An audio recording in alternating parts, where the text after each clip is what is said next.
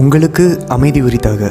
அன்பார்ந்தவர்களே, 33ஆம் நாளுக்குள் நாம் நுழைந்திருக்கிறோம் மரியனின் ஓராண்டில் வீடியோ விவிலி வாசிப்பு திட்டத்திற்கு. இன்றைக்கி நம்ம தொடர்ந்து விடுதலை பயணத்தில் 10வது அதிகாரம் 11வது அதிகாரம் வாசிக்க போகிறோம். நம்ம நேற்று கடைசியாக 7வது கொள்ளை நோயோடு நிறுத்தினோம். என்னென்ன கொள்ளை நோய் இருக்குதுன்னு சொல்லி நமக்கு ஞாபகம் இருக்கா? நைல் நதியை ரத்தமாக மாற்றினது, அதுக்கப்புறம் அதுலேருந்து தவளைகள் வந்தது, அதுக்கப்புறம் கொசுக்கள் வந்துச்சு, அதுக்கப்புறம் ஈசல்கள் வந்துச்சு, அதுக்கப்புறம் அந்த சின்னதெல்லாம் பத்தலன்னு சொல்லிட்டு 6வது கால்நடைகள் எல்லாம் கொள்ளை நோயில் இறந்தது, 7வது அந்த கல்மழை பொழிந்தது. இது எல்லாமே நம்ம பார்த்துட்டோம். இன்றைக்கி 8வது மற்றும் 9வது நம்ம பார்க்க போகிறோம். 10வது கொள்ளை நோய்க்கு அதாவது அந்த தலைப்பேர் மகன்கள் எல்லாம் எகிப்தியர்களுடைய தலைமகன்கள்லாம் கொல்ல போகிறது தான் 10வது. இன்றைக்கி 8வது 9வதும் நம்ம 10வது அதிகாரத்தில் பார்க்க போகிறோம். 8வது 9வது கொள்ளை நோய். அதுக்கப்புறம் 11வது அதிகாரத்தில் ஆண்டவர் எச்சரிப்பார். ஏன்னா குழந்தைங்களை, அந்த தலை பிள்ளைகளை கொல்ல போகிறார் இல்லை, அதனால் இது வேண்டாம், இதை என்னை செய்ய வைக்காதீங்கன்னு சொல்லி பார்வோன்னு ஆண்டவர் 11வது அதிகாரம் ஃபுல்லாக மோசேவையும் ஆரோனையும் அமைச்சு எச்சரிப்பார், மனம் திரும்புங்க அப்படின்னு சொல்லி. அதை நம்ம இன்றைக்கி 11வது சாப்டரில் பார்க்க போகிறோம். கூடவே நம்ம லேவியரில் 8வது அதிகாரம் இன்றைக்கி வாசிப்போம். இது வரைக்கும் நம்ம 7 அதிகாரங்களில் நம்ம ஏற்கனவே பார்த்த மாதிரி அந்த 5 விதமான பலிகள் எப்படி செலுத்தணும்னு பார்த்துட்டோம். பேர்ன்ட் ஆஃபரிங் எரிபலி, அதுக்கப்புறம் தானிய பலிகள் கிரெயின் ஆஃபரிங், அடுத்தது நல்லுறவு பலி offering of wellbeing or peace, ரெண்டில் ஏதோ ஒன்று சொல்லலாம். 3 ஆண்டவருக்கு உறவு, அதுக்கப்புறம் 4வது 5வது ஆண்டோட உறவு முறிஞ்சிருச்சுன்னா அது திரும்பவும் ஒப்புரவாக்குறதுக்கான பலி, ரெஸ்டோர் பண்ணுறதுக்கான பலிகள். அதான் பாவ பலி, பாவ கழுவாய் பலி, சின் ஆஃபரிங், கில்ட் ஆஃபரிங். ஸோ 5 விதமான பலிகள் எப்படி செலுத்தணும்னு பார்த்துட்டோம். இன்றைக்கி 8வது அதிகாரத்திலேருந்து இந்த ஆரோன் அவருடைய புதல்வர்களை எப்படி குருத்துவ அந்த திருநிலைப்படுத்துறது, அந்த வழிமுறைகளை எப்படி மோசே செய்யணுன்றதையும், அவர் எப்படி செஞ்சார், அவங்களாம் எப்படி குருத்துவ திருநிலைப்படுத்தப்பட்டாங்க அப்படின்றதையும் இன்றைக்கி நம்ம வாசிப்போம். அது கூடவே 3வது வாசிப்பாக திருப்பாடல் 50வது அதிகாரம். நம்ம ஏற்கனவே 44லேருந்து தொடர்ந்து வாசிச்சுக்கிட்டே இருக்கிறோம். இன்றைக்கி 50வது அதிகாரம் வாசிக்க போகிறோம். இது எழுதின யாருன்னா ஆசாப்பு அப்படின்ற இறைவாக்கினர். இவர் யார்? தாவீது இவரை லேவியர் குலத்திலிருந்து குருவாகவும், அதே சமயத்தில் அவர் ஒரு மியூசிஷியன்ஸ், இசையமைப்பாளர்களாகவும் இறைவாக்கினராகவும் தாவீது காலத்தில் தாவீதால் திருநிலைப்படுத்தப்பட்டவர், ஏற்படுத்தப்பட்டவர். சரி, இதை நம்ம எங்கே பார்க்கலாம்னா 1 குறிப்பேடு, அதாவது பழைய மொழிபெயர்ப்புலேருந்து 1 நாளாகமும், அதில் 5வது அதிகாரம் 6வது அதிகாரம் 16வது அதிகாரம், இங்கெல்லாம் இந்த ஆசாப்பு இறைவாக்கினர் குறிப்பிடப்பட்டிருப்பார். இதில் நம்ம என்ன வாசிக்க போகிறோம் அப்படின்னாக்கா, கடவுள் ஏன் இஸ்ரேல் மக்களை வெளியே விடுங்க, எகிப்திலேருந்து விடுங்க, என்னை பலிகள் செலுத்தணும், ஆண்டவர் ஏன் இந்த பலிகளெல்லாம் செலுத்துகிறாரு? ஏன் அவருக்கு சாப்பிட்றதுக்கு வேறு எதுவுமே இல்லையா? இந்த உலகத்தில் இருக்கிறது எல்லாமே அவருக்கு தானே சொந்தம். ஆனாலும் அவர் ஏன் இந்த பலிகளை செலுத்த சொல்கிறார்? அவர் உண்மையான எந்த பலியை எதிர்பார்க்குறார்? அதை பற்றியெல்லாம் இன்றைய திருப்பாடல் நம்ம வாசிக்க போகிறோம். பட் அதுக்குள்ளே போகிறதுக்கு முன்னாடி ஒரு சில கேள்விகள், 3 கேள்வி தான். முதல்ல 8வது 9வது இந்த கொள்ளை நோய்கள் என்ன அப்படின்றத மனப்பாடம் பண்ண ட்ரை பண்ணுவோம். அந்த 10 கொள்ளை நோய்களும் நமக்கு மனப்பாடமாக தெரியணும். 10 கட்டளைகளுக்கு முன்னாடி 10 கொள்ளை நோய்கள் அப்படி நம்ம ஞாபகம் வச்சுக்கலாம். அப்போ இன்றைக்கி 8வது 9வது மட்டும் என்ன ஞாபகம் வச்சுக்க ட்ரை பண்ணுவோம். 2வது கேள்வி ஆரோனுக்கு அந்த குருத்துவ அங்கிகளை போட்டு விடுவார் மோசே. அந்த அங்கிகள் என்னென்னா எத்தனை அங்கிகள் போடுறாங்க அப்படின்றத எண்ணி பாருங்கள், கவுண்ட் பண்ணி அந்த கவுண்ட்டை ஞாபகம் வச்சுக்கோங்க வாசிக்கும் போது. லேவியரில் இது லேவியரில் வரும். 3வது கேள்வி இந்த புரணி பேசுகிறோம் இல்லையா, ஒருத்தவங்க இல்லாதப்ப அவங்கள பற்றின தவறான விஷயங்கள், நல்ல விஷயங்கள் பேசலாம். அவங்க இல்லாதப்ப அவங்கள பற்றின தவறான விஷயங்கள், தப்பான விஷயங்கள், இல்லை அவங்க செஞ்ச தவறுகளை பற்றி தேவையில்லாமல் பேசுவது, அது எந்த வகையிலையும் அவங்களுக்கு உதவியாக இருக்க போகிறதில்ல, ஆனால் நம்ம பேசிகிட்ருக்கோம். இதுதான் காசிப்புன்னு சொல்கிறோம்.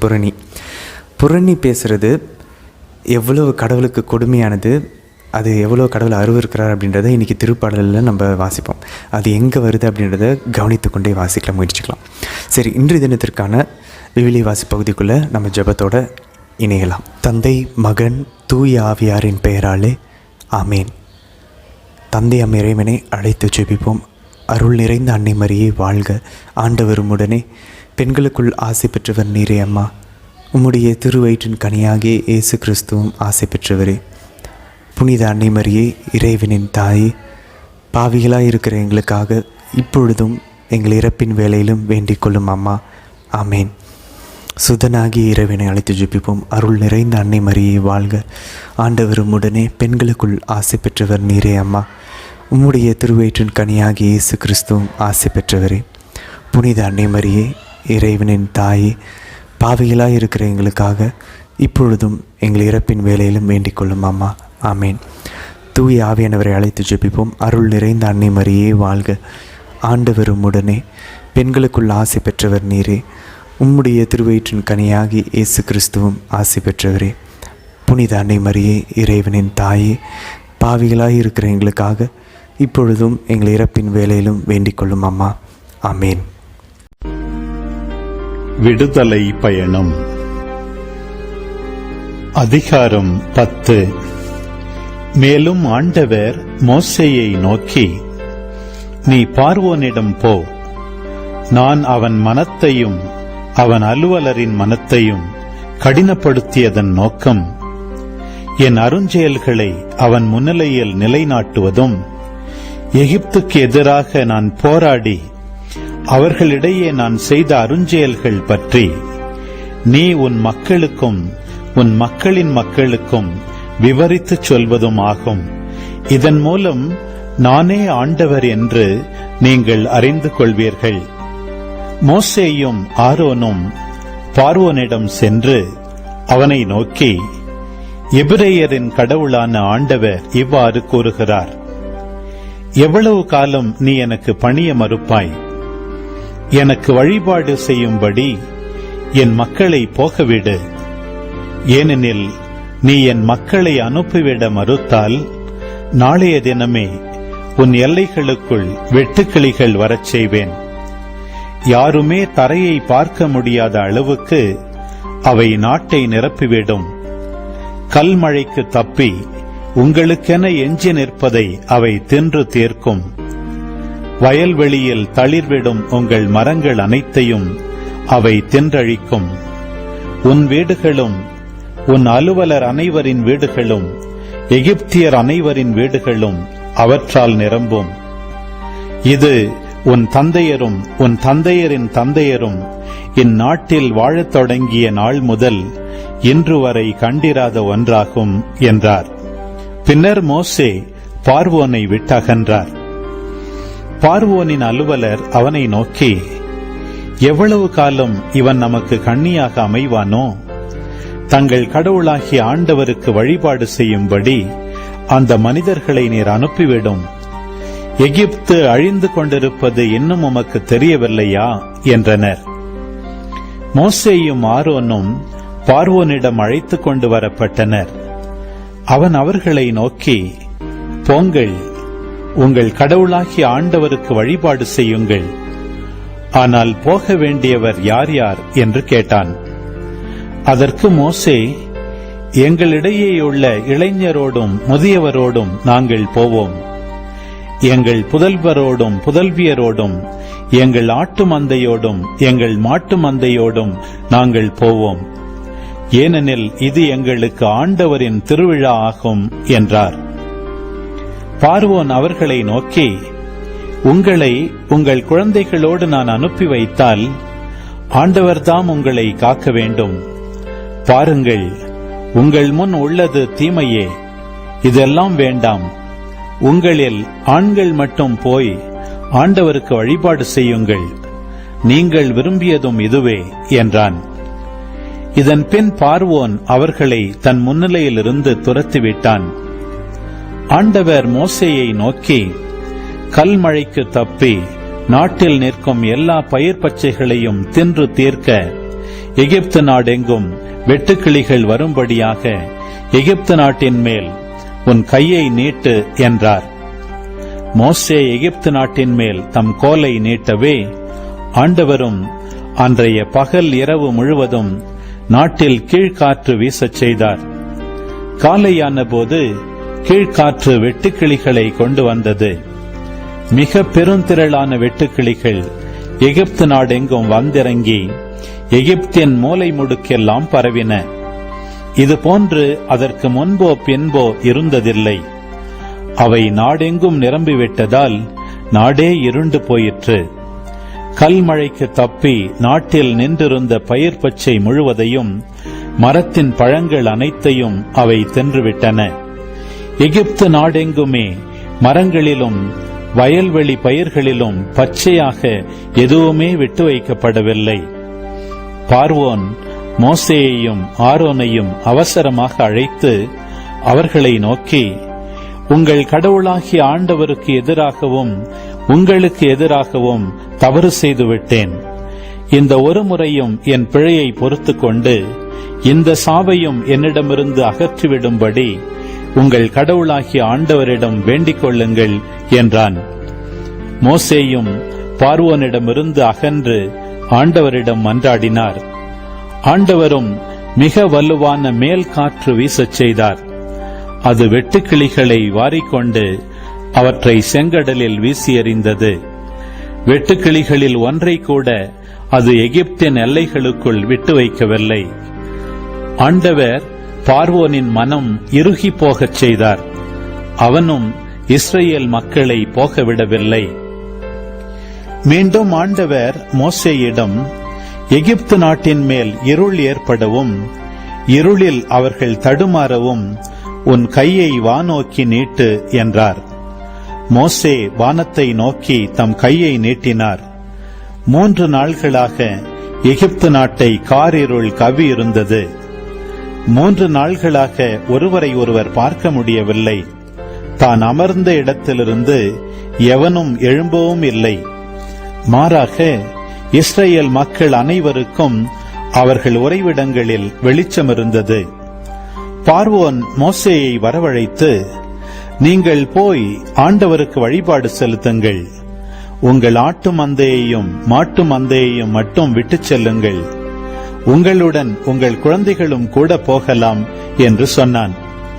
அதற்கு மோசே, எங்கள் கடவுளாகிய ஆண்டவருக்கு நாங்கள் செலுத்துவதற்கான பலிகளையும் எரிபலிகளையும் எங்கள் கையில் விட்டுவிடும். எங்கள் கால்நடைகள் எங்களோடு வரவேண்டும். ஒன்று கூட இங்கே தங்கலாகாது. எங்கள் கடவுளாகிய ஆண்டவருக்கு வழிபாடு செலுத்த தேவையானதை நாங்கள் அவற்றிலிருந்து எடுத்துக்கொள்வோம். ஆண்டவருக்கு எப்படி வழிபாடு செலுத்துவோம் என்று நாங்கள் அங்கு செல்லும் வரை எங்களுக்கே தெரியாது என்றார். ஆண்டவர் பார்வோனின் மனம் இறுகி போகச் செய்ததால் அவன் அவர்களை போகவிட விரும்பவில்லை. பார்வோன் மோசேயை நோக்கி, என்னிடமிருந்து போய்விடு. இனிமேல் நீ என் முகத்தில் விழிக்காதபடி பார்த்துக்கொள். ஏனெனில் என் முகத்தில் விழிக்கும் நாளில் நீ சாவாய் என்றான். அதற்கு மோசே, நீர் கூறியதற்கேற்ப நான் இனிமேல் உம் முகத்தில் விழிக்கப் போவதில்லை என்றார். விடுதலை பயணம். அதிகாரம் 11. மேலும் ஆண்டவர் மோசேயை நோக்கி, பார்வோன் மேலும் எகிப்தின் மேலும் இன்னும் ஒரு கொள்ளை நோய் வரச் செய்வேன். அவன் உங்களை முற்றிலும் போக விடுவதோடு இங்கிருந்து உங்களை துரத்தி விரட்டி விடுவான். எனவே மக்கள் கேட்கும்படி அறிவியுங்கள். ஒவ்வொருவனும் தனக்கு அடுத்திருப்பவனிடமிருந்தும் ஒவ்வொருத்தியும் தனக்கு அடுத்திருப்பவளிடமிருந்தும் வெள்ளி அணிகலன்களையும் தங்க அணிகலன்களையும் கேட்டு வாங்கிக் கொள்ளட்டும் என்றார். எகிப்தியருக்கு இம்மக்கள் மேல் நல்லெண்ணம் உண்டாகச் செய்தார் ஆண்டவர். மேலும் மோசே எகிப்து நாட்டில் பார்வோனின் அலுவலர் முன்பும் குடிமக்களின் முன்பும் மிக பெரியவராக திகழ்ந்தார். மோசே பின்வருமாறு அறிவித்தார். ஆண்டவர் கூறுவது இதுவே: நள்ளிரவு வேளையில் நானே எகிப்தின் நடுவே புறப்பட்டுச் செல்வேன்.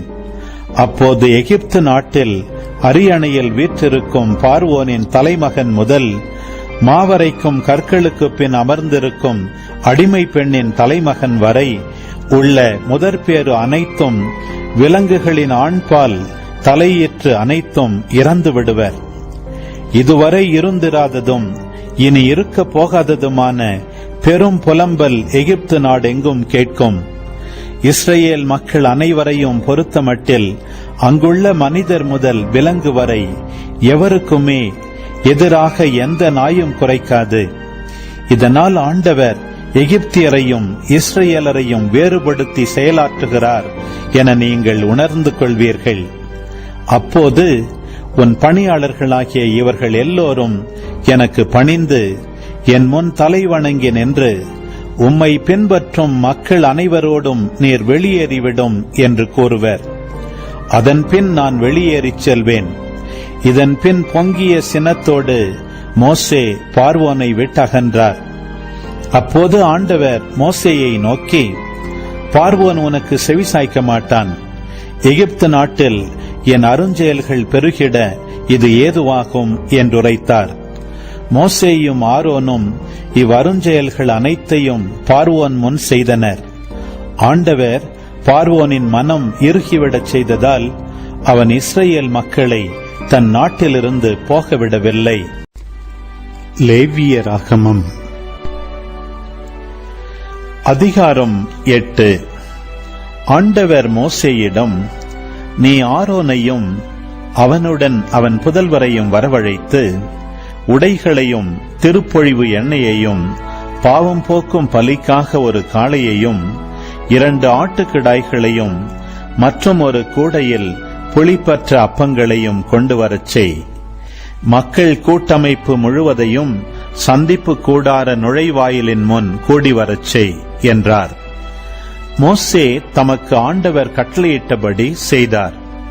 சந்திப்பு கூடார நுழைவாயில் முன் கூட்டமைப்பு குழுமிய போது மோசே கூட்டமைப்பிடம், இக்காரியத்தை செய்யும்படி ஆண்டவர் கட்டளையிட்டுள்ளார் என்று கூறி ஆரோனையும் அவர் புதல்வரையும் வரவழைத்து தண்ணீரில் குளிக்கச் செய்தார். உள்ளங்கியை உடுக்கச் செய்து இடைக்கச்சையை கட்டி மேலங்கியை அணிவித்து ஏப்போதை அவர் மேல் போட்டு ஏப்போதின் கைவண்ண பட்டையை அவருக்கு கட்டி மார்பு பட்டையை அவருக்கு அணிவித்து அதில் ஊரிம் தும்மிம் ஆகியவற்றை வைத்து தலையில் பாகை அணிவித்து பாகையின் மேல் முன்பக்கம் புனித பொன்முடியான பொற்பட்டத்தை கட்டினார். பின்னர் மோசே திருப்பொழிவு எண்ணெயை எடுத்து திரு உறைவிடத்தையும் அதில் உள்ள எல்லாவற்றையும் திருப்பொழிவு செய்து புனிதப்படுத்தினார். திருப்பொழிவு எண்ணெயில் கொஞ்சம் எடுத்து பலிபீடத்தின் மேல் 7 முறை தெளித்து பலிபீடத்தையும் அதன் அனைத்து கருவிகளையும் நீர் தொட்டியையும் அதன் தாங்கியையும் புனிதப்படுத்தும்படி திருப்பொழிவு செய்து ஆரோனின் தலையின் மேல் திருப்பொழிவு எண்ணெயில் கொஞ்சம் வார்த்து அவரை திருநிலைப்படுத்தும்படி அவருக்கு அருள் பொழிவு செய்தார்.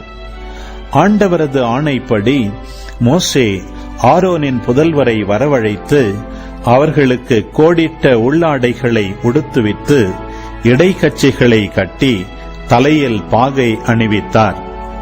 பின்னர் பாவம் போக்கும் பலிக்கான காளையை அவர் கொண்டு வந்தார். அதன் தலையின் மேல் ஆரோனும் அவர் புதல்வரும் தங்கள் கைகளை வைத்தனர். அது வெட்டப்பட்டது. மோசே அதன் இரத்தத்தில் சிறிது தம் விரலால் எடுத்து பலிபீடத்தின் கொம்புகளை சுற்றிலும் பூசி பலிபீடத்திற்காக பாவ கழுவாய் நிறைவேற்றி எஞ்சிய இரத்தத்தை பலிபீடத்தின் அடியில் ஊற்றி கரை நீக்க பலி செய்வதற்காக அதை புனிதப்படுத்தினார். ஆண்டவர் தமக்கு கட்டளையிட்டபடி குடல்கள் மேல் இருந்த கொழுப்பு முழுவதையும் கல்லீரலின் மேலிருந்த சவ்வையும் 2 சிறுநீரகங்களையும் அவற்றின் கொழுப்பையும் பலிபீடத்தில் மோசே எரித்தார். காளையின் தோலையும் இறைச்சியையும் சாணத்தையும் பாளையத்திற்கு வெளியே நெருப்பிட்டு கொளுத்தினார். பின்னர் அவர் எரிபலிக்கான ஆட்டுக்கிடாயை கொண்டு வந்தார். அதன் தலை மீது ஆரோனும் அவர் புதல்வரும் கைகளை வைத்தனர். அது வெட்டப்பட்டது. மோசே அதன் இரத்தத்தை பலிபீடத்தின் மேல் சுற்றிலும் தெளித்தார். ஆட்டுக்கிடாய் துண்டிக்கப்பட்டது. மோசே அதன் தலையையும் துண்டங்களையும் கொழுப்பையும் எரித்து குடல்களையும் தொடைகளையும் தண்ணீரால் கழுவிய பின் ஆட்டுக்கிடாய் முழுவதையும் ஆண்டவர் கட்டளையிட்டபடியே பலிபீடத்தின் மேல் எரிபலியாக எரித்தார். இது ஆண்டவருக்கு உகந்த நறுமணமிக்க நெருப்பு பலி. பின்னர் அவர் திருநிலைப்பாட்டுக்குரிய அடுத்த ஆட்டுக்கிடாயை கொண்டு வந்தார். அதன் தலை மீது ஆரோனும் அவர் புதல்வரும் கைகளை வைத்தனர். அது வெட்டப்பட்டது. மோசே அதன் இரத்தத்தில் சிறிது எடுத்து ஆரோனின் வலக்காது மடலிலும் வலக்கை பெருவிரலிலும் வலக்கால் பெருவிரலிலும் பூசினார். பின்னர் அவர் ஆரோனின் புதல்வரையும் அழைத்து அவர்களுடைய வலக்காது மடலிலும் வலக்கை பெருவிரலிலும் வலக்கால் பெருவிரலிலும் சிறிது இரத்தத்தை பூசி எஞ்சிய இரத்தத்தை பலிபீடத்தின் மேல் சுற்றிலும் தெளித்து கொழுப்பையும் கொழுப்பு வாலையும் குடல்கள் மேலிருந்த கொழுப்பு முழுவதையும் கல்லீரலின் மேலிருந்த சவையும் இரு சிறுநீரகங்களையும் அவற்றின் கொழுப்பையும் வலது முன்னந்தொடையையும் எடுத்து ஆண்டவர் திருமுன் வைத்திருக்கும் புளிப்பற்ற அப்பக் கூடையில் உள்ள புளிப்பற்ற நெய்யப்பம் ஒன்றும் எண்ணெயில் தோய்த்த அப்பம் ஒன்றும் அடை ஒன்றும் எடுத்து அந்த கொழுப்பின் மேலும் வலது முன்னந்தொடையின் மேலும் வைத்து அவற்றையெல்லாம் ஆரோனின் உள்ளங்கைகளிலும் அவர் புதல்வருடைய உள்ளங்கைகளிலும் வைத்து ஆரத்தி பலியாக ஆண்டவர் திருமுன் அசைத்து அவற்றை அவர்கள் உள்ளங்கைகளிலிருந்து எடுத்து பலிபீடத்தின் மேல் இருந்த எரிபலியோடு எரித்தார். இது திருநிலைப்பாட்டு பலி. இதுவே ஆண்டவருக்கு உகந்த நறுமணமிக்க நெருப்பு பலி. பின்னர் மோசே நெஞ்சுக்கரியை எடுத்து அதை ஆண்டவர் திருமுன் ஆரத்தி பலியாக அசைத்தார். ஆண்டவர் மோசேக்கு கட்டளையிட்டவாறு திருநிலைப்பாட்டுக்கான ஆட்டுக்கிடாயில் அது மோசேயின் பங்காயிற்று. மோசே திருப்பொழிவு எண்ணெயிலும் பலிபீடத்தின் மேலிருக்கும் இரத்தத்திலும் சிறிது எடுத்து ஆரோன் மேலும் அவர் தம் உடைகள் மேலும் ஆரோனின் புதல்வர் மேலும் அவர்கள் உடைகள் மேலும் தெளித்தார். இவ்வாறு ஆரோனையும் அவர் உடைகளையும் அவர் புதல்வரையும் அவர்கள் உடைகளையும் புனிதப்படுத்தினார். பின்னர் மோசே ஆரோனையும் அவர் புதல்வரையும் நோக்கி, நான் கட்டளையிட்டவாறு அந்த இறைச்சியை சந்திப்பு கூடார நுழைவாயில் முன்பாக சமைத்து அத்துடன் திருநிலைப்பாட்டு காணிக்கை கூடையில் இருக்கும் அப்பத்தையும் உண்பீர்கள். இறைச்சியிலும் அப்பத்திலும் எஞ்சியிருப்பதை நெருப்பிலிட்டு கொளுத்தி விடுங்கள். திருநிலைப்பாட்டு நாள்கள் முடியும் வரை 7 நாள்கள் சந்திப்பு கூடார நுழைவாயிலை விட்டு நீங்காதீர்கள். 7 நாள்கள் நீங்கள் புனிதப்படுத்தப்படுவீர்கள் என்று செய்யப்பட்டது உங்கள் கரையை நீக்குவதற்காக ஆண்டவர் கட்டளையிட்டதாகும். நீங்கள் சாகாதபடி 7 நாள்கள் இரவும் பகலும் சந்திப்பு கூடார நுழைவாயிலில் ஆண்டவருக்காக காவல் காப்பீர்கள். இதுவே நான் பெற்ற கட்டளை என்றார். மோசேயின் மூலமாக ஆண்டவர் கட்டளையிட்ட எல்லாவற்றையும் ஆரோனும் அவர் புதல்வரும் செய்தனர். திருப்பாடல் 50. தெய்வங்களுக்கெல்லாம் இறைவனாம் ஆண்டவர் பேசினார். கதிரவன் எழும் முனையினின்று மறையும் முனை வரை பரந்துள்ள உலகை தீர்ப்பு பெற அழைத்தார். எழிலின் நிறைவாம் சீயோனினின்று ஒளி வீசி மிளிர்கின்றார் கடவுள். நம் கடவுள் வருகின்றார், மௌனமாயிருக்க மாட்டார். அவருக்கு முன்னே சுட்டெரிக்கும் தழல் நெருப்பு, அவரை சுற்றிலும் கடுமையான புயற்காற்று. உயர் வானங்களையும் பூ உலகையும் அவர் அழைத்து தம் மக்களுக்கு தீர்ப்பு வழங்குகின்றார். பலியிட்டு என்னோடு உடன்படிக்கை செய்து கொண்ட என் அடியார்களை என் முன் ஒன்று கூட்டுங்கள். வான்வெளி அவரது நீதியை எடுத்தியம்பும். ஏனெனில் கடவுள் தாமே நீதிபதியாய் வருகின்றார். என் மக்களே கேளுங்கள், நான் பேசுகின்றேன். இஸ்ரவேலே, உனக்கு எதிராய் சான்று கூறப் போகின்றேன். கடவுளாகிய நானே உன் இறைவன்.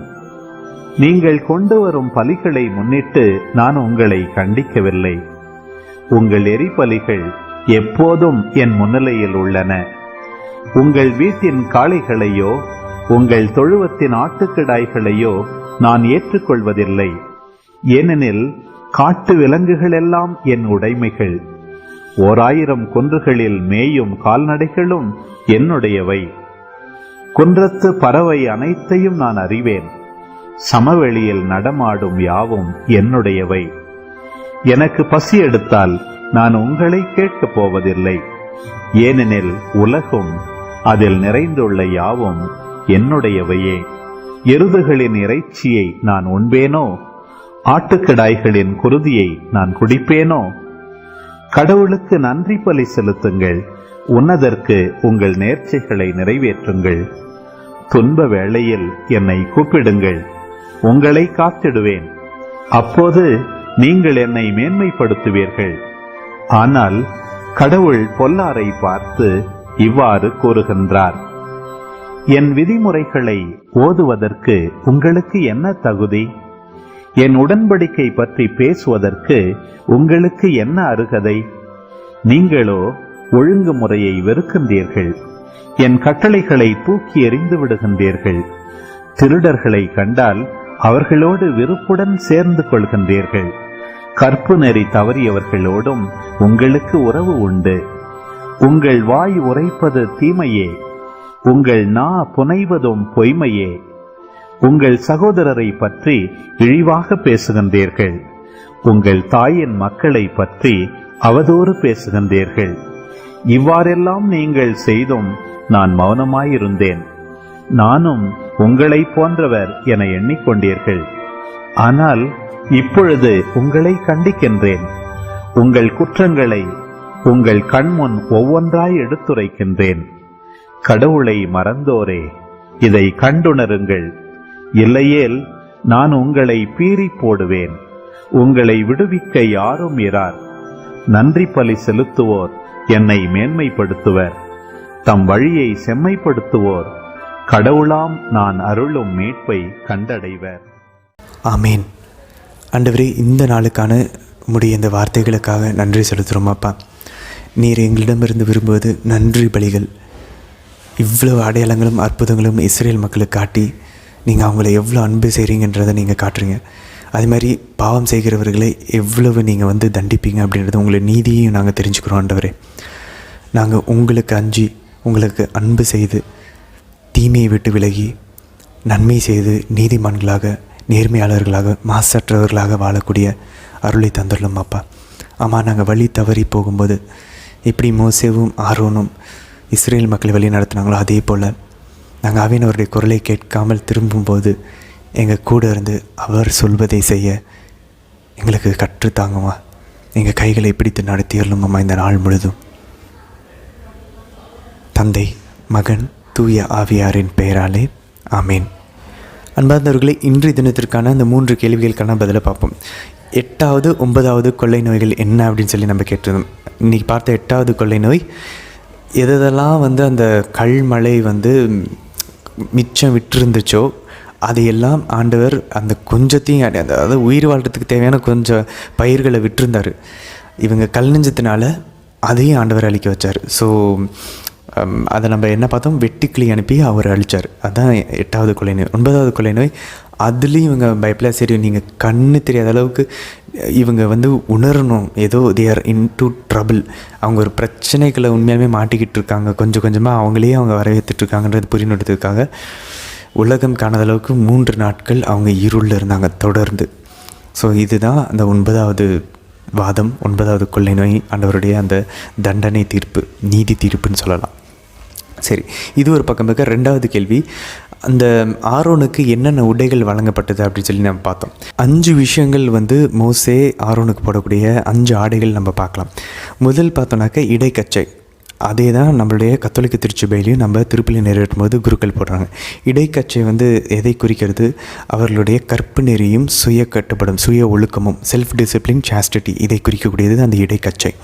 கற்பு நெறியில் தவறாதவர்கள் அப்படின்னு. அடுத்தது கத்தோலிக்க குருக்கள் என்ன போடுவாங்க, நம்ம குருக்கள் அம்மீஸ் போடுவாங்க. அம்மீஸ் நம்ம பார்த்தோன்னா அது ஒரு ரெக்டாங்கிள் ஷேப்பில் ஒரு துணி, அதை அவங்கள தலைமையில போட்டு ஒரு ஜபத்தை எல்லா ஆடைகளை அணிகிறதுக்கு முன்னாடியும் அவங்க ஒரு ஜெபிக்க வேண்டிய ஜபங்கள் இருக்குது. அது நம்ம பாரம்பரிய நம்ம கத்தோலிக்க திருச்சபையில் அந்த ஜபங்கள் இருந்துச்சு.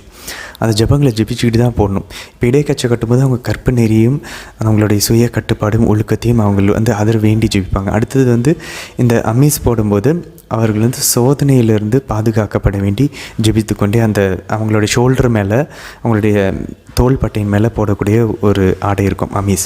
அதுக்கு அடுத்தது ஆல்பு போடுறாங்க.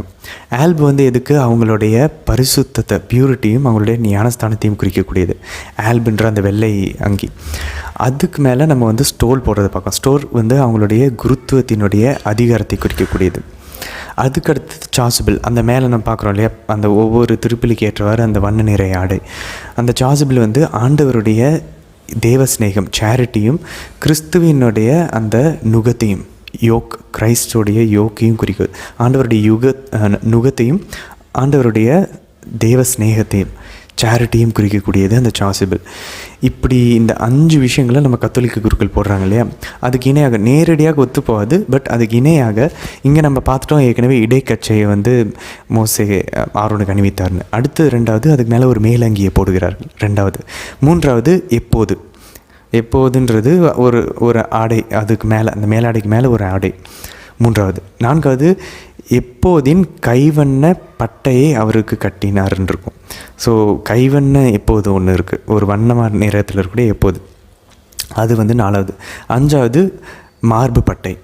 ஸோ 5 ஆடைகளை அந்த ஆரோனுக்கு மோசே கொடுக்குறத நம்ம இங்கே பார்க்குறோம். அதுக்கு ஈக்குவலாக அதில் பாருங்கள், கைவண்ண அந்த ரத்தினக்கல்லாம் பதிச்சிருக்குமா. நம்மளுடைய ஃபாதர்ஸும் பாருங்களேன், அவங்களுடைய அந்த மேலங்கி மேலே அவ்வளோ கைவண்ண வேலைப்பாடுகள் இருக்கும், நிறைய ரத்தினக்கல் போட்டு ஒரு மாதிரி கலர்ஃபுல்லாக இருக்கும். அது எல்லாமே இங்கேருந்து தான் அதனுடைய வேர்கள் இருக்குது. அதனால் யாராவது பிரிந்து போன சகோதரர்கள் கேட்டு நீங்கள் ஏன் எல்லாம் ரோமியர்கள் கலாச்சாரத்துலேருந்து எடுத்து பண்ணுறீங்க? இன்னும் இல்லை, நாங்கள் ரோமியர்களுடைய பிறந்தவரோட கலாச்சாரத்துலேருந்து எடுக்கல, பழைய ஏற்பாட்டிலேருந்து எடுத்துருக்குறோம். ஆண்டவர் ஏற்படுத்தி இருக்கிறார், அதை நாங்கள் செஞ்சிட்ருக்கோம் அப்படின்னு சொல்லி நம்ம பின்னே நம்ம விளக்கத்துலேயும் இன்னும் விரிவாக பார்க்கலாம். சரி, 3வது கேள்விக்கு போகலாம். 3வது கேள்வி, இந்த புரணி பேசுகிறது, காசிப், ஒருத்தவங்க இல்லாத பற்றி ஒருத்தவங்க இல்லாமல் அவங்கள பற்றி தவறாக பேசுகிறது.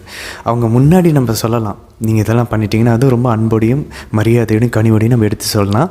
அவங்க அதை கேட்பாங்க, அவங்களுக்கு அது உதவியாக இருக்கும் அப்படின்னா நம்ம எடுத்து சொல்லலாம். இல்லைன்னா அமைதியாக அவர்களுக்காக ஜெபிக்கலாம்.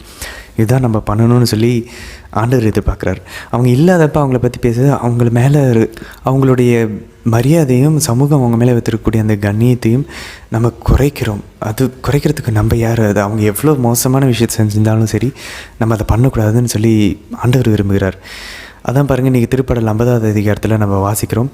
20வது வசனத்திலிருந்து, நீங்கள் உட்காந்தி ஒன்று கூடி உங்கள் வாயிலிருந்து உங்கள் சகோதரரை பற்றி இழிவாக பேசுகிறீர்கள், உங்கள் தாயின் மக்களை பற்றியே அவதூறு பேசுகிறீங்க. நம்ம குறிப்பாக பாருங்கள், நம்ம ஒன்றா சேர்ந்து இன்னொருத்தவங்களை பற்றி பேசும்போது ஒரு இன்பம் வரும்.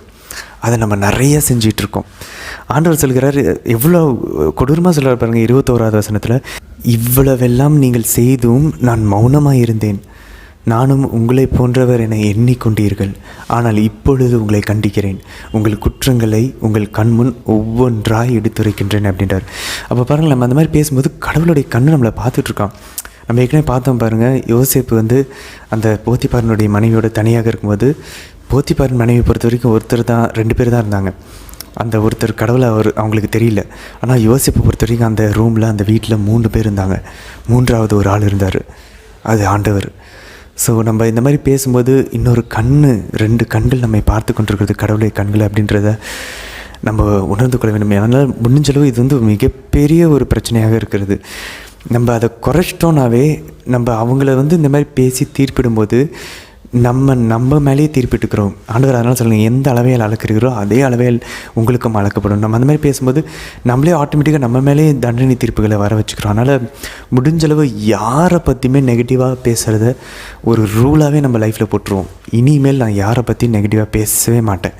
அவங்ககிட்ட ஏதாச்சும் பாசிட்டிவ் இருந்தால் அது பேசுவேன். நெகட்டிவ் இருந்துச்சுன்னா கடவுள்கிட்ட ஜெபிச்சுட்டு விட்டுட்டு போயிட்டே இருப்போம். அது நம்மளை எவ்வளோ பிரச்சனை வந்தாலும் நேரடியாக வேணால் அவங்ககிட்ட சொல்லலாம். அவங்க இல்லாதப்போ மற்றவங்ககிட்ட அது அவங்களுக்கு உதவாது. நம்ம சும்மா நம்மளோட டென்ஷனை ரிலீவ் பண்ணுறதுக்காக நம்ம அதை சொல்லணும்னு நம்ம நினச்சோன்னா அதை நம்ம தடுக்கணும். அந்த டென்ஷனை கடவுள்கிட்ட சொல்லி ரிலீவ் பண்ணலாம். மனுஷங்கிட்ட சொல்கிறதுனால அந்த நம்ம யாரை பற்றி பேசுகிறோமோ அவங்களுடைய மரியாதையும் கண்ணியமும் மிகப்பெரிய ஒரு அளவில் குறைக்கப்படுகிறது. அதனால் அதை நம்ம தவிர்க்க முயற்சி செய்யணும். அதுதான் இன்றைக்கி நம்ம இந்த திருப்பாடலேருந்து கற்றுக்கொள்கிறோம். சரி, இது ஒரு பக்கம் இருக்க, இன்றைய தினத்திற்கான ஒரு சில சுருக்கமான விளக்கங்களை நம்ம பார்க்கலாம். முதல்ல இந்த எகிப்தியர்களுடைய அந்த பயிர்களை கடவுள் வெட்டுக்கிளி அனுப்பி ஏன் உண்ண வச்சார் அப்படின்னாக்கா, அந்த பயிர்களை இவங்க வணங்கிட்டு இருந்தாங்க கடவுளாக. என்ன பேரில்? செனேஹம் அப்படின்ற பேரில் எகிப்தியர்கள் வணங்கி கொண்டிருந்தார்கள் கடவுளாக. உங்களுடைய பயிர்கள்லாம் என்னுடைய அதிகாரத்துக்கு உட்பட்டது, அதெல்லாம் ஒன்றுமே இல்லை, நான் படைத்தவன்னு சொல்லி ஆண்டவர் காட்டுக்கிறார். அதை தாண்டி பாருங்கள், ஏன் 3 நாள் இருள்? சூரியனை கடவுளாக வணங்கிட்டு இருந்தாங்க. ஆமோன் ரே அப்படின்ற பேரில் சூரியனை கடவுளாக வணங்கி விட்டுருந்தாங்க. சூரியனும் நான் படைத்தது தான், என்னுடைய கட்டுப்பாட்டுக்குள்ளே தான் இருக்குன்னு சொல்லி ஆண்டவர் அழகாக இங்கே காட்டுகிறார். இந்த 3 நாள் இருள் கொண்டு வருவதன் மூலியமாக அது கூடவே அவருடைய வல்லமையும் காட்டுகிறார். நம்ம நேற்று பார்த்தது போல் அதே நேரத்தில் எகிப்தியர்கள் மேல் அவர் நீதியையும் வழங்கி கொண்டிருக்கிறார். அவங்க செஞ்ச பாவங்களுக்கு பரிகாரமாக தண்டனையாக அவர்கள் இதை பெற்றுக்கொண்டிருக்காங்க அப்படின்றதையும் நம்ம பார்த்தோம். இன்றைக்கி இந்த 10வது அதிகாரத்தில் விடுதலை பயணத்தில் 2வது வசனத்தில் நம்ம பாருங்கள், ஆண்டவர் சொல்கிறார், இவ்வளவெல்லாம் நான் ஏன் பண்ணுறேன், ஏன்னா நான் செஞ்ச எகிப்தியர்களிடையே நான் செஞ்ச இந்த அரும் செயல்களை நீ உன்னுடைய பிள்ளைங்களுக்கும் உன்னுடைய பேர பிள்ளைங்களுக்கும் நீ விவரித்து சொல்லணும் அப்படின்றாரு. ஆக்சுவலாக இது நமக்கு ஒரு மிகப்பெரிய ஒரு பாடத்தை கற்றுத்தருகிறது. நம்மளுடைய குடும்பத்தில் நம்ம இந்த ஒரு கேள்வி மட்டும் யோசிச்சு பார்ப்போமே, நம்ம என்னென்ன பற்றி பேசுகிறோம், டியூஷன் போகிறத பற்றி பேசுகிறோம், படிப்பை பற்றி பேசுகிறோம், ஏதாவது வேலைக்கு பணம் சம்பாதிக்க, வீடு வாங்குறது, கார். நம்ம 24 மணி நேரத்தில் ஒரு நாளையில் எத்தனை முறை எவ்வளவு நேரம் கடவுளை பற்றி பேசுகிறோம்? இன்றைக்கி நீ பைபிள் படித்தா, இல்லை நீ கடவுள் எனக்கு இதெல்லாம் செஞ்சாருப்பா, கடவுள்ன்ற வார்த்தையவாது எத்தனை முறை நம்ம பயன்படுத்துகிறோம்? அப்புறம் நம்ம இப்படி பயன்படுத்தாமல் நம்ம பிள்ளைங்க மாசுக்குள்ளே வராமல் கோயிலுக்கு வெளியே நின்றுட்டுருக்காங்கன்னா, ஏன் அம்மா அப்பா நம்மளோட அம்மா அப்பாவோ, நம்ம நண்பர்களோ, நம்மளுடைய குடும்பத்தினர்களையோ நம்ம எத்தனை முறை கடவுள்ன்ற வார்த்தையவாது பயன்படுத்துகிறோம்? கடவுள் செஞ்சார், எனக்கு இதை செஞ்சார் தெரியுமா, எப்படியாச்சு? இப்படி அன்னை தெரசாவை பற்றி கம் பி மை லைட் அப்படின்ற புத்தகத்தில் சொல்லுவாங்க அவங்களுடைய சிஸ்டர்ஸு. அன்னை தெரசா கிட்டே போய் நம்ம பேசணுன்னா அவங்க ஒரு 2 நிமிஷம் தான் ஏதாச்சும் பற்றி பேசுவாங்களாம். இந்த ஏழைகளுக்கு உதவி பண்ணணும், எப்படியாச்சும் ஜீசஸை பற்றி வந்துருமா, அவங்களுக்கே தெரியாமல் வெளியே வந்துருமா ஸ்பான்டேனியஸாக. ஸோ இதை நம்ம அப்போது ஒரு ஆர்டிஃபிஷியலாக செயற்கையாக கொண்டு வரக்கூடாது. ஓகே, நான் கண்டிப்பாக கடவுளை பற்றி பேசுகிறேன், கடவுளுடைய கிருபையால் நடந்துச்சு, ஏதோ ஒரு லாங்குவேஜாக மாற்றக்கூடாது, ஒரு செயற்கையாக பண்ணக்கூடாதான். கடவுளால் முழுமையாக நிரம்பி 2 நிமிஷத்துக்கு மேலே அன்னை தெரசாவால் கடவுளை பற்றி பேசாமல் இருக்க முடியாதான். எப்படியாச்சும் கடவுளை கொண்டு வந்துடுவாங்களாம் உள்ள. இப்படி ஃப்ரான்சிஸ் சவேரியார் அவருடைய கடிதங்களில் சொல்கிறாங்க, நீங்கள் உங்களுக்குள்ளே பேசும்போது இயேசு சபை குருக்களுக்கு அவர் அறிவுரை கூறுகிறார், நீங்கள் உங்கள்கிட்ட யாராவது பேச வந்தாங்கன்னா எப்படியாச்சும் கடவுளை பற்றி பேசுங்க, கடவுளை பற்றி தவிர வேறு எதை பற்றியும் பேசாதீங்கன்றார். இதை ஃப்ரான்சிஸ் சவேரியார் எங்கே கற்றுக்கிட்டாரு? இப்போ லோயலா இன்னாசியார்கிட்ட கற்றுக்கிட்டார். ஏன்னா இன்னாசியார் அவருடைய ஆட்டோபயோகிராஃபி, அவருடைய அந்த ஆட்டோபயோகிராஃபியில் அவர் சொல்கிறாரு, அவரால் மனமாற்றம் அடைகிறப்ப கடவுளை தவிர வேறு எதை பற்றியும் பேச முடியலையாம். அவரோட குடும்பத்தினர்கள் நண்பர்கிட்ட கடவுளை தவிர வேறு எதை பற்றியும் பேச முடியல. ஏன்னா அவர் மனமாற்றம் அடைகிறப்ப அவ்வளோ ஆவிலாம் நிரப்பட்டிருக்காரு, கடவுள் மேலே அவ்வளோ அன்பு இருக்குது, கடவுளை தவிர வேறு எதை பற்றியும் பேச முடியலையாம்.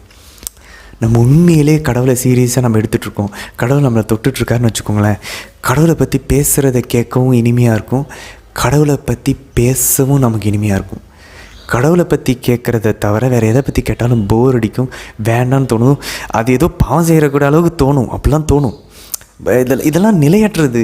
எனக்கு கடவுளை பற்றி எதாவது பேசுங்க, கடவுளை பற்றி எதாவது பேசுங்க அப்படின்னு தோணும். அதே போல் நம்ம எதாவது பேசினாலும் சும்மா மேலோட்டமாக ரொம்ப தேவையான விஷயங்களை பற்றி பேசிட்டு மீதியெல்லாம் கடவுளை பற்றி பேசுவோம், பைபிளை பற்றி பேசுவோம், புனிதர்களை பற்றி பேசுவோம். அப்படி தான் தோணும், இயல்பாக நேச்சுரலாக தோணும். அப்படி தோணுதுன்னா உண்மையிலேயே கடவுள் நம்மளை தொட்டுட்ருக்காருன்னு அர்த்தம். நம்ம வாழ்வை திருப்பிக்கிட்டு இருக்காரு, அவர்கிட்ட நெருங்க வச்சுட்ருக்காருன்னு அர்த்தம். எதுக்கு? நமக்காகவோ நம்மளுடைய குடும்பத்துக்காக மட்டும் இல்லை, அதுவும் நடக்கும். நம்ம குடும்பத்தையும் டச் பண்ணி ஆசீர்வதிப்பார். அதை தாண்டி நம்ம வழியாக நம்மை உலகிற்கு ஒளியாகவும் உப்பாகவும் நம்ம வழியாக மற்றவங்களையும் தொடர்றதுக்கு அவர் முயற்சி செஞ்சிட்ருக்காருன்னு அர்த்தம். அதனால் இன்றைக்கி இந்த எகிப்தியர்கள் மத்தியில் ஆண்டவர் செஞ்ச இந்த அற்புதங்களை எப்படி ஆண்டவர் இஸ்ரேல் மக்கள் அவங்க பிள்ளைங்களுக்கும் பேர பிள்ளைங்களுக்கும் சொல்லணும்னு நினைக்கிறாரோ அதே போல் நம்ம வாசித்தோம். புனித பவுல் கூறுகிறார், ஆண்டவர் இயேசு தான் ஆபிரகாமோட வித்து. ஆண்டவர் இயேசு கூட நம்ம ஞானஸ்தானத்தின் மூலியமாக, திருச்சபையின் மூலியமாக நம்ம இணைகிறோம், அவருடைய உடலாக நம்ம மாறுகிறோம், மறை உடலாக. அப்போ நம்மளும் ஆபிரகாமுடைய வழிமரபு, நம்மளும் இஸ்ரேல் மக்கள், புதிய இஸ்ரேல். அப்போ ஆண்டவர் நம்மக்கிட்டேயும் எதிர்பார்க்குறாரு, இந்த புதிய இஸ்ரேல், இந்த புதிய திருச்சபை, அதுக்காக நான் உயிரே விட்டுருக்கேன். வெறும் பலிகளை கேட்கல, அவரே பலியாக இருக்கிறார்.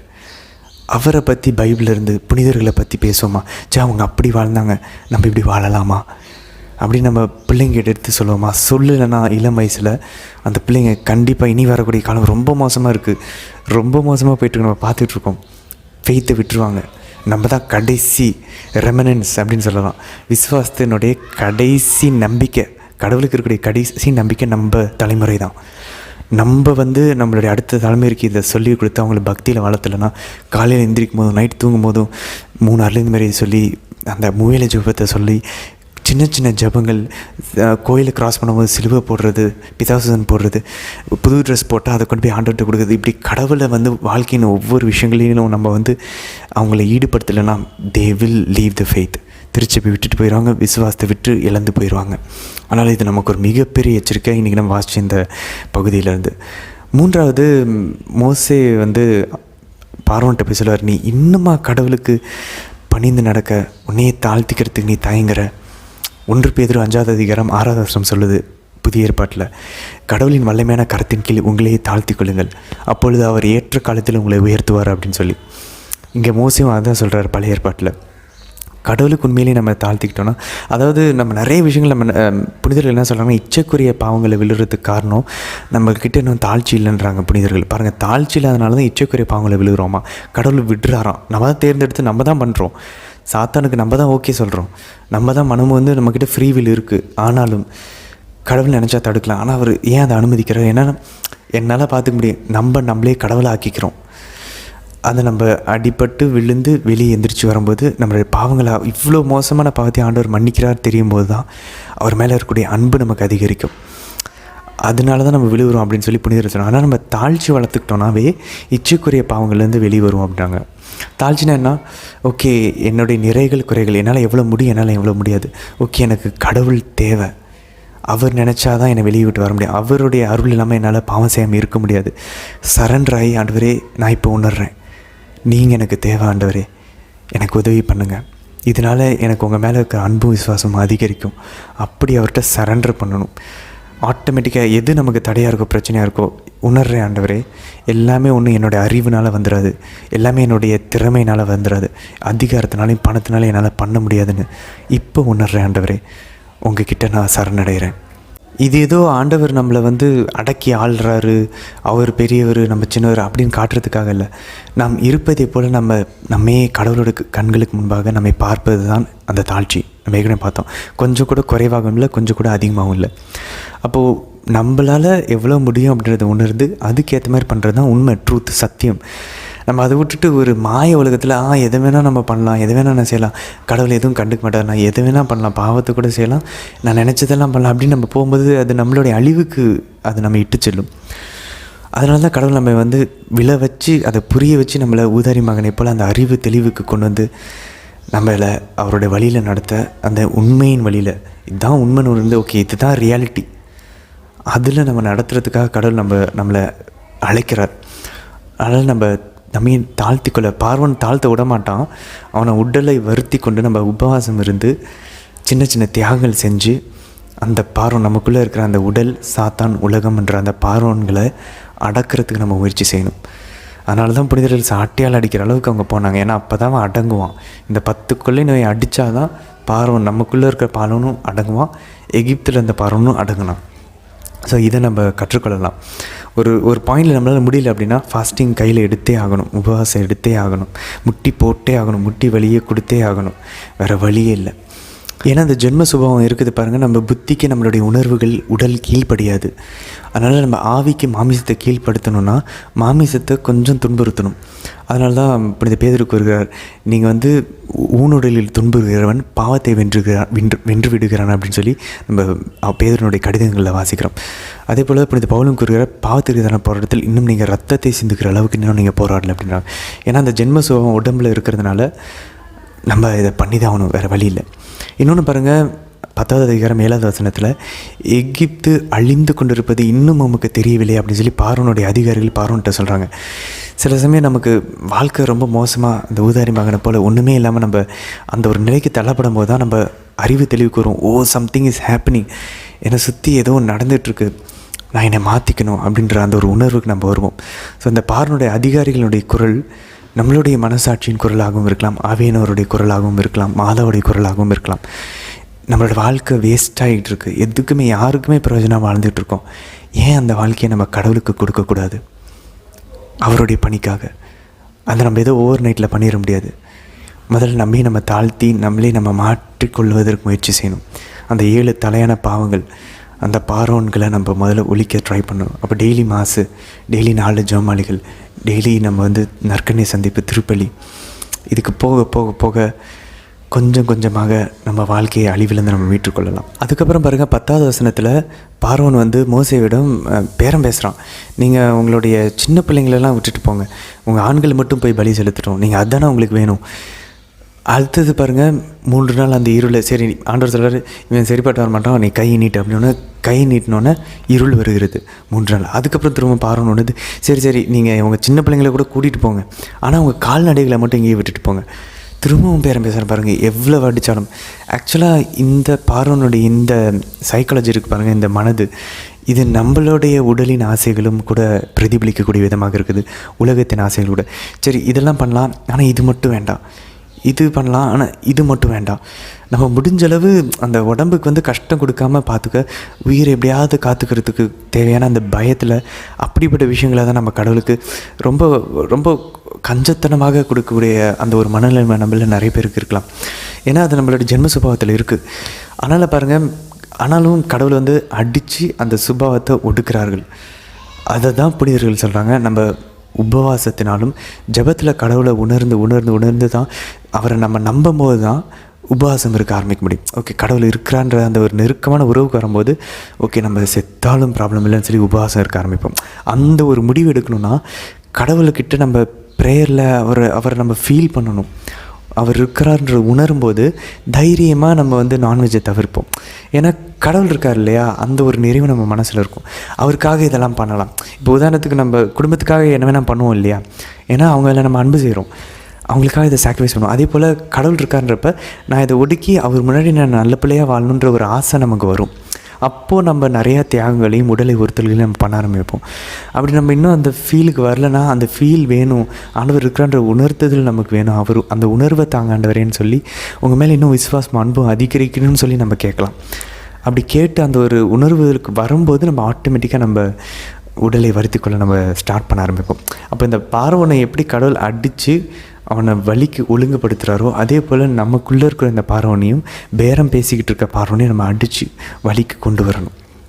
இன்னொன்று பாருங்கள், ஆண்டவர் ஏன் கால்நடைகளை பார்வோன்னு சொன்ன மாதிரி எகிப்திலேயே பலியிடக்கூடாது?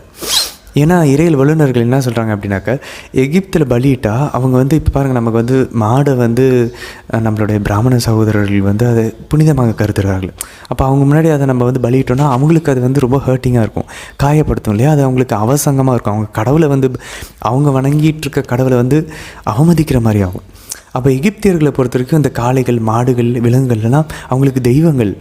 அப்போ இஸ்ரேல் மக்கள் அங்கே அந்த பலியை செலுத்தினாங்கன்னா யோசிச்சு பாருங்கள், அது அவங்கள எகிப்தியர்களை மிகப்பெரிய ஒரு கோபத்துக்குள்ளாக்கும். அதனால தான் ஆண்டவர் வெளியே பலி செலுத்துங்க. ஏன்னா எசேக்கியேல் 20வது அதிகாரம் 7-8 வசனங்களை வாசனை தெரியும். ஆல்ரெடி இஸ்ரேல் மக்கள் 400 வருஷம் எகிப்தில் வாழ்ந்து இதையெல்லாம் அவங்களுடைய கண்கள் பார்த்து ஓகே அதெல்லாம் கடவுள்னு இவங்களும் கிட்டத்தட்ட அவங்க நம்பிட்டதாக தான் அந்த வசனங்களுக்கு வருது. அப்போ பாருங்கள், தந்தை இறைவன் நீங்கள் எதெல்லாம் கடவுள்னு நினச்சிக்கிட்டு இருக்கீங்களோ, எகிப்தியர்கள் வணங்குறத பார்த்து நீங்கள் நினச்சிக்கிட்டு கிட்டத்தட்ட நம்புகிற ஸ்டேஜுக்கு போயிட்டீங்களோ, அதை கொண்டு வெளியே சாக்ரிஃபைஸ் பண்ணுங்கள், அதெல்லாம் பலியிடுங்க. அப்போ உங்களுக்கு தெரியும் அதெல்லாம் கடவுள் இல்லைன்னு, இதையெல்லாம் படைத்த நான் தான் கடவுள் சொல்லி. ஸோ கடவுள் இந்த பலிகளை கேட்குறது அவங்க ரொம்ப சீரியஸாக கடவுள் நினச்சிட்ருக்கதை பலியிடணும். அவர் தான் ஒரே கடவுள், படைத்தவர் தான் கடவுள், இந்த படைத்த பொருட்கள் கடவுள் இல்லைன்னு இஸ்ரேல் மக்கள் தெரிந்து கொள்ளணும். அதுக்காக தான் வெளியே அவங்களுக்கும் பிரச்சனை இல்லாத மாதிரி வனாந்தரத்துக்கு அந்த பலியிட சொல்லி ஆண்டவர் கேட்குறாரு. அப்போது இதெல்லாம் ஒரு சிலை வழிபாடாக அவங்க செய்கிறத பார்த்துக்கிட்டு சில பேர் அதை பண்ணிகிட்டு இருந்திருக்கலாம் இஸ்ரேல் மக்களுக்குள். அதனால தான் அவங்கள வெளியே அதை பண்ண சொல்கிறாரு. அந்த விலங்குகள் எல்லாத்தையும் அவங்க எதை சிலை நினச்சிட்டு அதை பலியிட சொல்கிறாரு. நம்மளும் யோசிச்சு பார்ப்போமே, கொஞ்சம் டைம் எடுத்து நம்ம யோசிக்கலாம். நமக்குள்ளே வீண் பெருமைகள் இருக்கா, இல்லை அந்த 7 தலையான பாவங்களில் எந்த சிலைகளை நம்ம வழிபாடு செஞ்சிட்ருக்கோமோ அதை நம்ம சாக்ரிஃபைஸ் பண்ணணும், அதை தியாகம் பண்ணணும், அதை பலியிடணும். அப்போ தான் உண்மையான கடவுள் நம்மளால் பலியிட முடியும். நிறைய நேரங்களில் கடவுள் நமக்குள்ளே பேசுகிறது கேட்க மாட்டேங்குது. ஏன்னா நம்மளுடைய பிளானை முன்னாடி வச்சிட்ருக்கோம். என் பையன் இப்படி தான் இருக்கணும், என் பொண்ணு இப்படி தான் இருக்கணும், இல்லை என் அம்மா தான் எனக்கு ரொம்ப முக்கியம், என்னுடைய கணவன் தான் எனக்கு ரொம்ப முக்கியம், என் மனைவி தான், என் பிள்ளைங்கன்னா எனக்கு உயிர். இல்லை ஆண்டவர் தான் நமக்கு உயிராக இருக்கணும், அதுக்கப்புறம் தான் மற்றது. அப்போது அதுக்கு நடுவில் இருக்கிறது நம்மளோட அந்த 7 தலையணை பாவங்க. ஒருவேளை இச்சையாக இருக்கலாம், இல்லை சாப்பாடாக இருக்கலாம், இல்லை என் பிள்ளைங்களாக இருக்கலாம். எந்த சிலை நம்ம யோசிக்கணும். நம்ம எல்லாருமே நமக்குன்னு ஸ்பெசிஃபிக்காக குறிப்பிட்ட வகையில் ஏதாவது ஒரு சிலை இருக்கும். அந்த சிலையை அதை நம்ம உடைச்சி அதை எடுத்து மாற்றி கடவுளாக வைக்கும்போது தான் உண்மையானமே நம்ம சண்டே மாசுக்கு போகும்போது அது சரியான வழிபாடாகும். இது ஒரு நைட்டில் நடந்துடாது. இதை நம்ம முதல்ல யோசிக்கணும், பொறுமையாக உட்காந்து அப்புறம் அந்த மனசார கடவுள்கிட்ட அதை ஒப்புக்கொள்ளணும். ஆண்டவரே, ஆமாம், நான் உங்களுக்கு கொடுக்க வேண்டிய இடத்த உண்மையாலுமே என் மனைவி கொடுத்துட்டு தான் இருக்கேன். என் மனைவினா எனக்கு அவ்வளோ உயிர், என் பிள்ளைங்கன்னா எனக்கு எவ்வளோ, என் அம்மானா எனக்கு இவ்வளோ உயிர், என் அப்பானா இவ்வளோ உயிர். அதை நம்ம ஒப்புக்கொண்டுட்டு, ஓகே, நான் இனிமேல் என் உயிரை உங்களை நான் மாற்றிக்கிறேன், அவங்கள அன்பு செய்வேன். அதை உங்களுடைய அன்பை உணர்ந்து அந்த அன்பை எடுத்து என் மனைவி கொடுப்பேன். உங்களோட அன்பை உணர்ந்து அந்த அன்பைனால வழிந்து வரக்கூடியதை எடுத்து என் அம்மாவுக்கு கொடுப்பேன், என் பிள்ளைங்களுக்கு கொடுப்பேன், என் கணவனுக்கு கொடுப்பேன். அப்படி நம்ம யோசிக்கணும். சில சமயம் நம்மளுடைய வேலையாக இருக்கலாம், உலகத்தில் பண்ணணும் அச்சீவ்மெண்ட்டுன்னு நம்ம யோசிச்சுட்ருக்கோம் இல்லையா, அதுவாக இருக்கலாம், பணமாக இருக்கலாம், எதுவாக வேணாலும் இருக்கலாம். நம்ம யோசிச்சு பார்ப்போம், நம்மளுடைய சிலை எது, நம்மளுடைய கடவுளாக நம்ம எதை வச்சு வணங்கிட்டுருக்கோம். கடவுள் அதை பலியிட சொல்கிறார், நீ அதை சாக்ரிஃபைஸ் பண்ணு, தியாகம் பண்ணு, அப்போ தான் நீ உண்மையாலுமே என்ன வழிபட முடியும் அப்படின்னு சொல்கிறாரு. அன்பார்ந்தவர்களே, நம்ம இதை ஒரு திருத்தமான ஒரு முக்கியமான ஒரு டேர்னிங் பாயிண்ட்டாக நம்ம அமைவோம். இஸ்ரேல் மக்களுடைய வாழ்வில் அந்த மீட்பின் வரலாறில் பைபிளில் முக்கியமான ஒரு திருப்புமுனை அமைகிறது. வரலாறில் முக்கியமான நிகழ்வு நடக்கப் போகிறது. நாளைக்கெல்லாம் நம்ம வாசிக்க போகிறோம். நம்மளோட வாழ்விலும் ஒரு முக்கியமான ஒரு திருப்புமுனையாக இது அமையட்டும். நம்ம கேட்கலாம், நம்ம உடனே மாற்றணும்னு நம்ம எதிர்பார்க்க வேண்டாம், மாறணும்னு எதிர்பார்க்கல. ஆனால் மாறணும்னு ஆசைப்படுறேன்னு சொல்லி கடவுள்கிட்ட நம்மளோட விருப்பத்தை தெரிவிக்கலாம். Things will change. யோசிப்போம். இது ஒரு பக்கம் இருக்கட்டும். இன்னொன்று, லேவியர்களுடைய அந்த பலிகளை எப்படி செலுத்தணும் நம்ம பார்த்துட்டோம். இன்றைக்கி அந்த பலிகளை செலுத்துறதுக்கான குருக்களை ஆண்டவர் திருநிலைப்படுத்துகிறார். அந்த ஆர்டினேஷன், அந்த திருநிலைப்படுத்துதலினுடைய அந்த சடங்குகளை நம்ம பார்த்துட்ருக்கோம். இதை நம்ம பார்த்தோம் அப்படின்னாக்கா, இது 6 ஸ்டெப்ஸில் பண்ணுறாரு கடவுள். மோசே பண்ண சொல்லி கட்டளையிடுகிறார். முதல்ல ஆரோனையும் அவர்களுடைய புதல்வர்களையும் மோசே கழுவுகிறார். லேவியர் 8ஆவது அதிகாரம் 5ஆவதுலேருந்து 6ஆவது வசனங்களை வாசிக்கிறோம். இது நமக்கு ஞாபகப்படுத்த இறுதி ராவணவின் போது ஆண்டவர் இயேசு புதிய மோசே அங்கே ஒரு குருத்துவத்தையும் பலியும் செலுத்தப் போகிறார். அப்போ அந்த குருத்துவத்தை திருநிலைப்படுத்துகிறார் அப்போஸ்தலர்களை குருக்களாக. அப்போ அவர் என்ன பண்ணுறாரு பாருங்கள், முதல்ல அவருடைய மேலாடையை கழட்டி வச்சுட்டு இடைக்கச்சையை கட்டிட்டு அப்போஸ்தலர்களின் பாதங்களை கழுவுகிறார். யூதர்களுடைய வழிமரபின் அவங்களுடைய கலாச்சாரத்தின்படி ஒருத்தர் அவருடைய கால்களை கழுவினார், அவருடைய உடலை பரிசுத்தமாகிறதுக்கு சமமாகும். அப்போ இந்த புதிய மோசேங்க ஒரு புதிய திருநிலைப்படுத்தலின் அந்த சடங்கை துவங்கி வைக்கிறார். எதுக்கு? புதிய ஒரு பலியை, புதிய உடன்படிக்கையின் பலியை செலுத்துவதற்கு. எவ்வளோ அழகாக அந்த அலகரிக்கல் சென்ஸ் இருக்குது பாருங்கள். புதிய மோசே இதை தான் பண்ணுறாரு. அதுக்கப்புறம் பாருங்கள், ஆரோனுக்கு அந்த தலைமை குருவினுடைய ஆடைகளை அணிவிக்கிறார். 2வது ஸ்டெப் அது.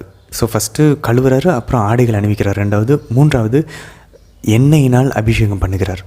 இதை எங்கே வாசிக்கலாம்? 10லேருந்து 14 வசனங்கள் நம்ம வாசிக்கிறோம். பாருங்களேன், இந்த ஆடைகள் நம்ம கத்தோலிக்க திருச்சபையில் நம்ம அதை தான் பின்பற்றி கொண்டு இருக்கோம். அடுத்தது பாருங்கள், அந்த எண்ணெயை பயன்படுத்துறது. இது நம்ம மார்க் நற்செய்தி 6வது அதிகாரம் 13ஆம் வசனத்திலும், யாக்கோபு 5வது அதிகாரம் 14வது வசனத்திலும் நோயுற்றோர்களை எண்ணெய் பூசி அப்போஸ்தலர்களை கடவுள் அனுப்புகிறாரு குணமாக்க சொல்லி.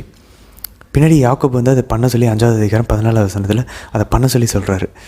யாராவது உங்களில் நோய் பூசிருந்தால் திருச்சபையின் மூப்பர்களை அழைத்து, அதான் குருக்கள் ஆயர்களை அழைத்து எண்ணெயை பூசி ஜெபிக்க சொல்லுங்கள் அப்படின்றாரு. அப்போ பாருங்களேன், இந்த எண்ணெயை பூசுறது எப்படி அப்போஸ்தலர்களுக்கு தெரிஞ்சு? ஏன்னா ஆண்டவர் அப்படி தான் சொல்லி அனுப்புகிறாரு.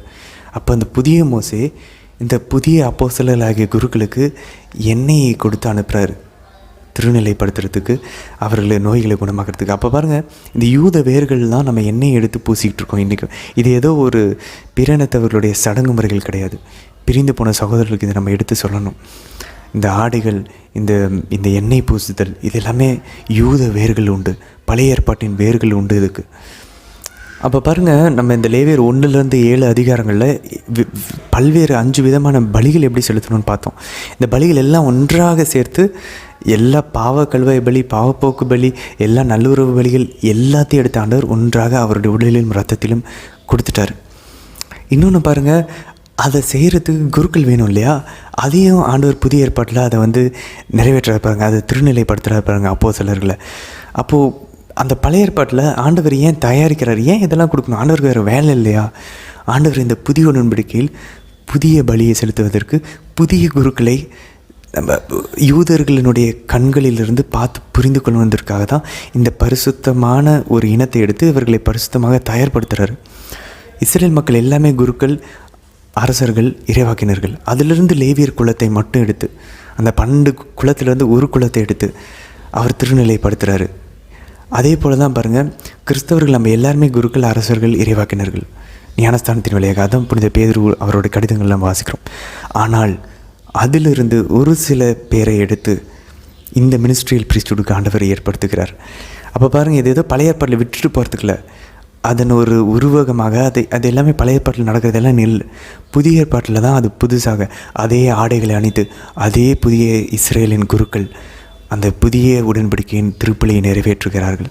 ஸோ ஆண்டவர் சாத்தானுடைய தலையை நசுக்கி எல்லா இனத்திற்கும் பாருங்கள், அந்த இஸ்ரேலில் மட்டும் நடந்துகிட்ருக்க இந்த பலிகள், இந்த ஆரோனின் இந்த குருத்துவம் பின்னாடி ஆண்டவர் இயேசு வழியாக, மாதாவின் வழியாகவும் மாதாவின் வித்தாகிய ஆண்டவர் இயேசுவின் வழியாக திருச்சபை உலகம் எங்கும் பரவி உலகம் முழுசாக இன்றைக்கி பலிகள் செலுத்திட்டுருக்கோம். பாருங்கள், இந்த பழைய ஏற்பாட்டு லேவியர் பலிகள் ஒன்றாக இணைந்து இன்றைக்கி உலகம் முழுசும் தந்தைக்கு உகந்த பலியை நம்ம செலுத்திக்கிட்டு இருக்கோம். அப்போ பாருங்கள், ஒரு தேசத்தை எடுத்து ஆண்டவர் அதை தயார்படுத்தி இன்றைக்கி உலகம் ஃபுல்லாக சர்ச் ஸ்ப்ரெட்டாக இருக்குது. அங்கங்கே கத்தோலிக்க திருச்சபை இருக்குது. அங்கங்கே ஆண்டவர் இயேசுக்கு உகந்த பலியை ஆவியிலும் உண்மையிலும் நம்ம செலுத்தி கொண்டிருக்கிறோம். என்ன பலி அது? ஆண்டவர் இயேசுவையே தந்தைக்கு ஆவியானவர் வழியாக நம்ம பலி செலுத்தி கொண்டிருக்கிறோம். அதுக்கான குருத்துவ ஆடைகள், அதுக்கான குருக்கள் ஆண்டவர் முன்குறித்து பழைய ஏற்பாட்டில் தயார் செய்து கொண்டிருக்கிறார். இவ்வளவு கனெக்ஷன்ஸ் இருக்குங்க ஆண்டவருக்கு. பாருங்கள், இந்த பழைய ஏற்பாட்டில் இந்த லேவியர் குருக்களை மோசே வழியாக ஆரோனின் புதல்களையும் திருநிலைப்படுத்தும் போது நம்ம மனசில் இருக்கிறோம், தந்தையோட மனசில் ஒரு நாள் என் மகன் கீழே இறங்கி உலகமெங்கும் ஒரே பலியே இதனுடைய நிறைவை செலுத்துவதற்கு ஒரு புதிய உடன்படிக்கையும் புதிய பலியையும் புதிய குருக்களையும் அவர் திருநிலைப்படுத்துவார்னு தந்தை மனசில் வச்சு இந்த இன்ஸ்ட்ரக்ஷன்ஸ், இந்த அறிவுரைகள் எல்லாத்தையும் மோசேவுக்கு கொடுத்து கொண்டிருக்கிறார். இதை நம்ம புரிஞ்சுக்கணும், இந்த பேக்ரவுண்டை. ஸோ 6 ஸ்டெப்பில் முதல்ல ஆரோனை கழுவுறாரு, அப்புறம் ஆரோனுக்கு ஆடைகள் அணிவிக்கிறார், அப்புறம் ஆரோனின் தலையில் எண்ணெய் பூசி அந்த பலிப்பீடம், அதனுடைய பலி பொருட்களை ஏந்தக்கூடிய அந்த கிண்ணங்கள் எல்லாத்தையும் அவர் திருநிலைப்படுத்தி அர்ப்பணிக்கிறார். நம்ம பாருங்கள், ஒரு கோயிலை புதுசாக கட்டினதுக்கப்புறம் அதை அர்ப்பணிக்கும் போது, திருநிலைப்படுத்தும் போது அந்த பலிப்பீடத்தை ஆயர் எண்ணெயை பூசி அவர் கையால் அதை திருநிலைப்படுத்துவார். இப்படி மோசே பண்ணாரோ அதே போல் புதிய எருசலேமில் புதிய திருச்சபையில் இருக்கக்கூடிய புதிய குருக்கள், ஆயர்கள் இதை பண்ணுறாங்க. அதை நீங்கள் பார்த்துருந்தீங்கன்னா நல்லா இருந்திருக்கும், அழகாக இருந்திருக்கும். ஸோ இது ஒரு பக்கம் இருக்க. 4வது ஸ்டெப் பார்த்தோன்னாக்கா, ஆரோனின் புதல்வர்களுக்கு அவர் ஆடைகள் அணிவிக்கிறார். அவர்களுக்கு திருநிலைப்படுத்துதலின் அந்த பலியை செலுத்துகிறார் மோசே. அதுக்கப்புறம் பாருங்கள், முதல் பலியை மோசே செலுத்துகிறார். அப்புறம் பின்னாடியே ஆரோன் அவருடைய புதல்வர்கள்லாம் செலுத்துவாங்க. முதல் பலியை ஆண்டவர் இயேசு செலுத்துகிறார். அதுக்கப்புறம் பேதுருவும் அவருடைய கூட இருந்த அவருடைய சகோதர அப்போஸ்தலர்கள் பலியை செலுத்தினாங்க. இன்றைக்கி அது இன்று வரைக்கும் குருக்களால் நமக்கு பலி செலுத்தப்பட்டு கொண்டிருக்கிறது. அடுத்தது என்ன பண்ணுறாங்க, அந்த பலியினுடைய திருநிலைப்படுத்தலின் பலியினுடைய அந்த மாமிசத்தையும் அந்த அப்பத்தையும் அதை சாப்பிட சொல்கிறார். நம்ம பின்னாடி பார்ப்போம், அந்த பாஸ்கா, அந்த கடத்தலின் போதும் பாஸ்கா உணவின் போதும் சரி, எப்பயுமே இந்த இறைச்சியும் அப்பமும் ஒன்றாகவே கொண்டிருக்கும், ஃப்ளெஷ்ஷும் ப்ரெட்டும். ஏன்னா பின்னாடி அது ரெண்டையும் புதிய உடன்படிக்கையில் ஆண்டவர் ஒன்றாக இணைத்து இறுதி உணவின் போது அப்பத்தை எடுத்து, இது உங்களுக்காக கையளிக்கப்படும் என் இறைச்சி, என் உடல். யோவான் நற்செய்தி 6வது அதிகாரத்தில் ஆண்டவர் கூறுவார், என் தசை, என் இறைச்சி, என் சதையை உண்டு நீங்கள் என் ரத்தத்தை குடித்தால் ஒழிய நிலைவாழ்வை பெற மாட்டீங்க அப்படின்றாரு. ஸோ இந்த அப்பத்தையும் இந்த இறைச்சியும் புதிய உடன்படிக்கையில் ஆண்டவர் புதிய மோசே அதை ஒன்றாக இணைத்து திருச்சபைக்கு கொடுக்கிறார். அப்பத்தின் வடிவில் ஆண்டவருடைய உடலை, அவருடைய மாமிசத்தை நமக்கு கொடுக்கிறார். அதனால் இந்த ஒரு பேட்டர்ன் நம்ம பழைய ஏற்பாட்டில் தொடர்ந்து வாசித்து கொண்டே இருப்போம்.